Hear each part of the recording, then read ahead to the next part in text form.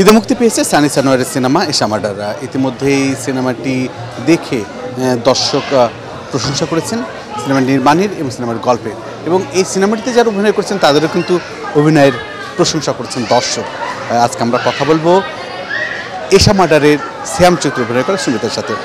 সুমিতা শ্যাম চরিত্রে অভিনয় করছেন, শ্যামই তো নাম, রাইট? শ্যাম। আমরা দর্শকের সাথে কথা বলেছি।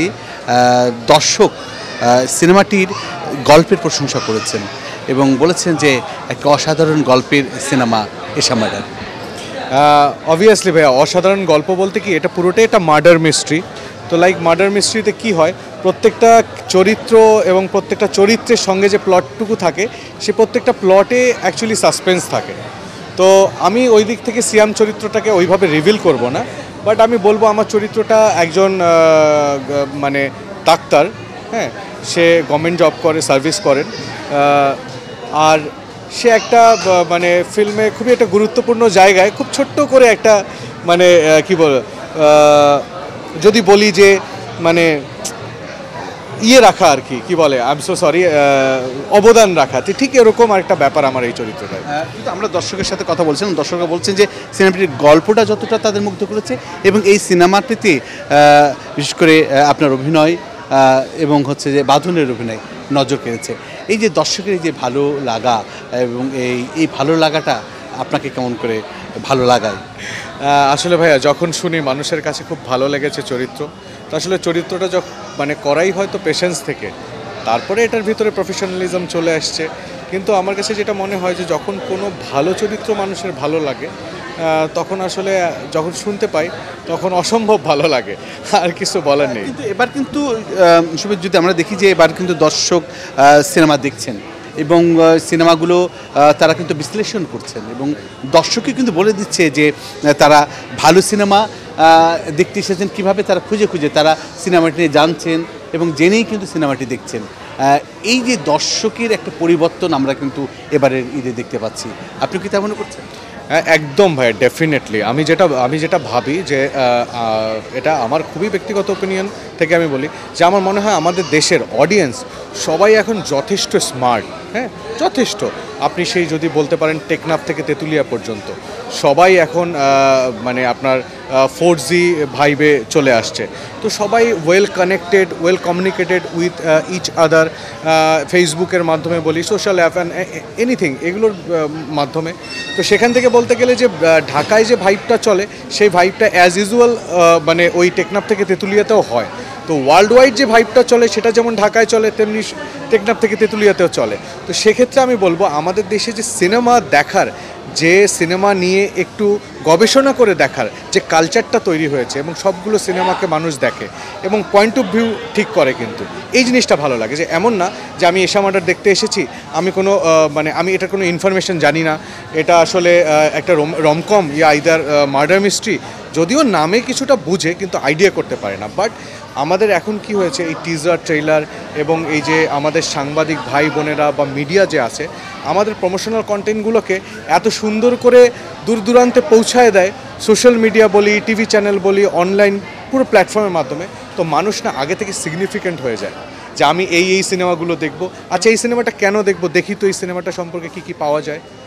লাইক পাশাপাশি সিনেমা দেখার পর দর্শকের রিভিউ বা দর্শকের বিশ্লেষণটাও কিন্তু অসাধারণ, এবং তারা কিন্তু ভালো লাগলে তাকে ভালো বলছেন এবং মন্দ লাগলে এবং তাকে কেন সিনেমাটি তার ভালো লাগেনি বা এই চরিত্রটি আরও কীভাবে ভালো হতে পারতো সেই বিশ্লেষণ কিন্তু দর্শক করছেন। আমরা কিন্তু এই বর্তমান সময়ে এসে আমরা দেখতে পাচ্ছি, তার মানে দর্শকের একটা পরিবর্তন কিন্তু আমাদের বাংলা চলচ্চিত্রে ইতিমধ্যে এসে গেছে।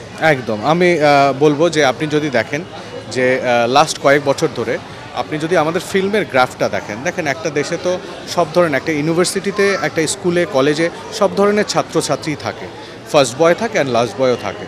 তো অ্যাকচুয়ালি কী হয়, বাট এদের গ্রোথটা কীরকম, সবার আসলে গ্রোথটা কীরকম, এটা হচ্ছে বিশ্লেষণ। তো আমাদের লাস্ট 2 ইয়ার্স ধরে যে ধরনের সিনেমাগুলো হচ্ছে এখন সবগুলোর গ্রোথ কিন্তু কাছাকাছি। সেখান থেকে বলতে পারেন একটা তাণ্ডবের মতো সিনেমা, তুফান, আইদার ইনসাফ, এরা একটা অন্য জনরাকে রিপ্রেজেন্ট করে। বাট সেখানে কিন্তু উৎসব, হ্যাঁ, নীলচক্র, সেখানে এশা মার্ডার, এই সিনেমাগুলোও কিন্তু পাশাপাশি রয়েছে।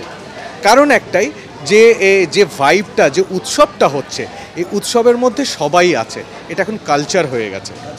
পাশাপাশি যে যদি বলি দর্শকের পরিবর্তন বা দর্শকের রুচির পরিবর্তন যেমন হয়েছে, আমাদের যারা কলাকুশলী রয়েছেন, যারা অভিনেতা রয়েছেন, নির্মাতা রয়েছেন, নির্মাতাদের নির্মাণ কৌশলেও কিন্তু পরিবর্তন এসেছে।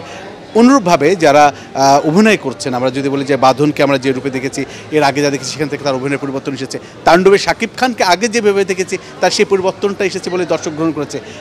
আপনাকে যদি বলি, আপনার এর আগে যে চরিত্রগুলো আপনি নির্মাণ করেছেন সেখান থেকে কিন্তু এই সামাডারে কিন্তু একেবারে ভিন্ন রকমের চরিত্র নির্মাণ করেছেন।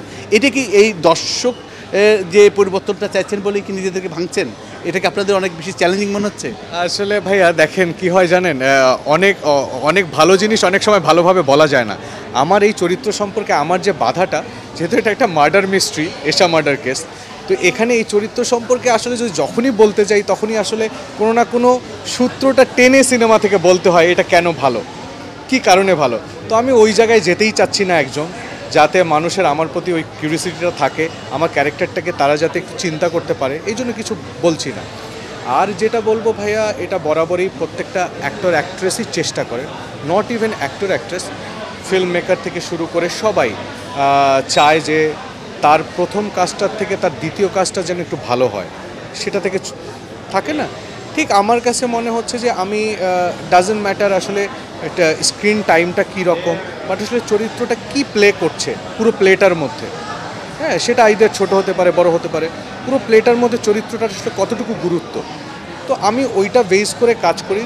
এবং সেখানে দেখা যায় যে প্রত্যেকবার আমার ইচ্ছাটা চেঞ্জ হয়, আগে যেরকম করে আসছি সেটা থেকে একটু বেটার চরিত্র পেলে একটু বেটারভাবে করার চেষ্টা করি, হয়তো সেটারই একটা ভালো আমি পাচ্ছি এশা মার্ডার থেকে। তো সেখান থেকে যদি বলি যে আগামীতে দর্শকের সাথে বা দর্শকের পছন্দের সাথে নিজেকে কিভাবে পরিবর্তন করবেন এবং দর্শককে আর কিভাবে কি উপহার দিতে চান? আচ্ছা, নাইস কোয়েশ্চেন ভাইয়া। আসলে আমি তো অনেক কিছু উপহার দিতে চাই আমার দর্শককে, তো তার আগেই আমি না, শুধু আমার কলিগরা দিচ্ছে, যে যেমন ধরেন তাণ্ডব চলছে এখন, তো তাণ্ডব তো রায়হান রাফির সঙ্গে আমি দামাল করেছিলাম এর আগে, তো মানে উনি আমার খুবই কাছের মানুষ, এবং তাণ্ডব চলছে ভালো, এটার সঙ্গে আলফাই রয়েছে, তারপরে চরকি এনএসভিএফও রয়েছে, তো সবার জন্যই শুভকামনা। এবং এই সিনেমাটার যে কালচারটা তৈরি হয়ে গেছে, যে মানুষকে নিয়ে আসা, মানুষকে আনা, তো সেটার থেকে কিন্তু বাকি যে সিনেমাগুলো যারা ডিফারেন্ট প্যাটার্ন ট্রাই করছে তাদের জন্য ভালো দিক হচ্ছে যে তারা চেষ্টা করতে পারছে, কারণ এটার ভাইবটা এদের কাজে লাগে। তো দ্যাটস ওয়াই আমার ইচ্ছা আমি আরও, যেমন এবার যদি বলি মার্ডার মিস্ট্রি, এটা যেমন ডিফারেন্ট জনরা, একটা ভয় ছিল, মানুষেরও কনফিউশন ছিল যে আসলে এই ধরনের সিনেমাগুলো আমরা কতটুকু ভালো ফিল্ম মেকিং করতে পারবো, অ্যাক্টররা কীরকম অ্যাক্টিং করতে পারবো। তো আসলে সব মিলিয়ে এবার দেখলাম রেসপন্সটা আপনারাও দেখছেন খুব ভালো।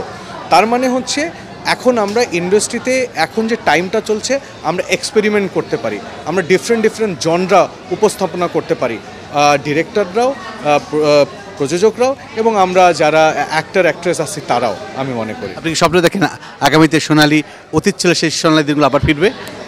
অ্যাকচুয়ালি দেখেন, স্বপ্ন কে না দেখে, স্বপ্ন মানুষ দেখে বলেই মানুষ বেঁচে থাকে, কিন্তু প্রত্যেকটা মানুষই স্বপ্ন দেখে। তো আমিও কালকের স্বপ্ন দেখি, আমিও আগামীর স্বপ্ন দেখি। আমি চাই আমাদের দেশের সিনেমা আগের অতীতের স্বর্ণযুগের থেকেও আরও অনেক ভালো জায়গায় যাক, ঠিক আছে, আমি এটাই স্বপ্ন দেখি। আর আমি চাই যেভাবে মানুষজন হলে আসছে, রেসপন্স করছে, এটার থেকেও যেন আরও বেশি আসে, এটাই আমার সব। দর্শক, আমরা কথা বলছিলাম এশা মার্ডার সিনেমার শ্যাম চরিত্রের সাথে। এই শ্যাম চরিত্রটি রূপদান করেছেন সুমিত। আগামীতে দর্শককে ভালো ভালো সিনেমা যেমন উপহার দিতে চান, এবং সেই সিনেমাতে তিনি ভালোভাবে, অর্থাৎ তার অভিনয়ের পরিবর্তন এনে দর্শকের কাছে নতুন রূপে উপস্থাপন হতে চান, এবং এভাবেই দর্শকের মন জয় করতে চান। বুলবুল আহমেদ জয়, ৭১, ঢাকা।